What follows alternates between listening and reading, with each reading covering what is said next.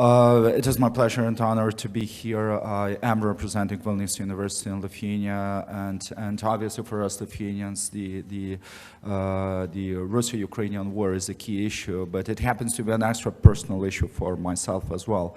My father, he is ethnically Lithuanian. My mother, she is ethnically Buryat, which the Buryats, they happen to be the largest ethno-linguistic minority in Siberia. And at the same time, the Buryats have been very much prominent in a negative way, in a negative fashion throughout the entire decade of this war. To give you a reminder, the war goes on for 10 years. And I've got an anecdote, a story to tell, and two conclusions, two recommendations that complement the previous esteemed speakers in this regard. Back in July 2014, I was in Russia. I was in Siberia. You know, my mother was attending after the graves of her parents. I also came along with her. Previously, I spent quite a lot of time there, almost probably every single summer of my life, roughly. So that would not make it 6 years, but 3+ definitely. And I had friends there.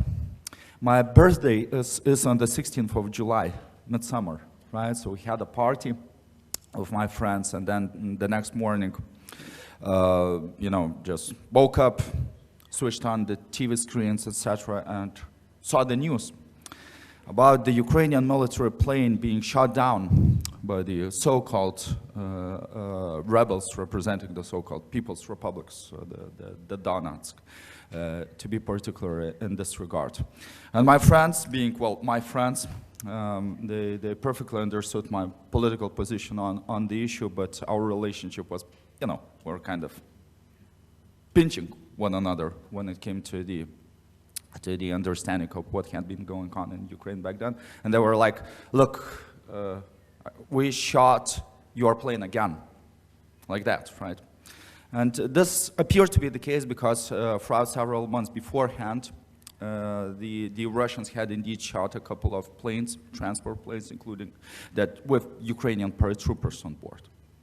But only several hours later, the narrative in the federal media switched like this, because it turned to be clear that it was MH17.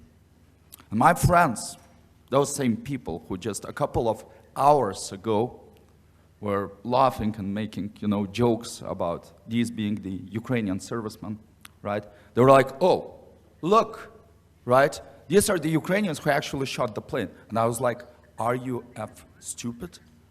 What is going on? I mean, how come that you are interacting with reality in this manner, right? Whatever the federal box is telling you, you're internalizing it. And you know, this is the key issue. The Russians are not stupid. They do understand that there is reality, right? But they choose to ignore it. This is how authoritarian countries work. If the Russian reality about the war, about their predicament, about the entire history of the country, about their history particularly since Putin's arrival to power in 1999, not 2099, with the bombing of the apartment buildings, which is not a conspiracy theory, you know, FSB and all, it's the most plausible version. Let's just start from this, right? If the Russians would suddenly internalize the entire story of their life, because we've got a generation of the Russians who knew Putin only. That's it. It's their father figure in many ways. Then their reality would crumble. And this is their personal choice, right? A very problematic one. Now, complementing to the esteemed contributions just made, I've got two key recommendations. The first, it has to do with the fact I very much liked your point about Immanuel Kant. Obviously, he was born in Königsberg, right? We would call it Karaliaučius, the Russians would call it Kaliningrad, an occupied city in an occupied region. In effect, this is something that we have to be plain about. And the region is very dear to our hearts because we happen to be neighbors.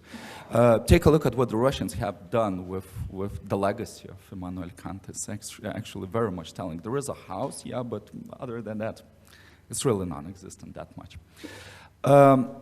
Immanuel Kant is a representative of enlightenment. And the key principle of enlightenment is reason. Is this belief that reason trumps all of the other considerations. The reality that we're living currently in is quite different. Our philosophical tradition these days, the Rhenic one, is about deconstruction. It's postmodern, right? In many ways, it is about questioning everything. It is about questioning the objective truth, right? This brings quite a lot of problems. You know, the Trump effect, the Brexit in general, you know, it creates the environment for propaganda to truly thrive. And this is a big challenge that we've got. So one of my key recommendations is to make clear whenever we're interacting with the auditoria that there is this thing called objective truth. Mm-hmm. Let us start from like the fundamentals. There is this thing which is called objective truth. So this should be the underlying principle. What the Russians have done with MH17, and you are well aware of methodology, they threw in a huge amount of various versions. And those versions, they're needed in order to mix up the reality. You know, then the people would say, look, but, you know, maybe all of the people on board, they were killed beforehand, right? Maybe these were the Ukrainians, maybe these were the Americans, maybe the entire thing was you know, stage managed. This is what the propaganda did throughout the first days of the actual MH17 related crisis. This is being done in order to confuse, right? You're well aware of this methodology. And then the Russians come up with, look, us shooting the plane is merely one of the versions. It's not one of the versions, it's the fact, right? It's the fact. So this is the first point about the objective reality. And the second point is about how to speak about the objective reality. It is about the vocabularies that we're using. What the authoritarian countries have done in the informational domain in particular, and what they are continuing to do, they're taking the concepts that we deem to be objective, that are describing social, political, and other phenomena. They're twisting those and then provide those back to the informational domain, to the informational market, if you will, right? It's really fascinating. I'm also happen to be a China specialist. How would you call the leader of China? You would say President Xi Jinping. And you would be right to a certain degree. His power lies not within this particular position. His power lies within the position of being the General Secretary of the Chinese Communist Party. This is what we have to talk about, right?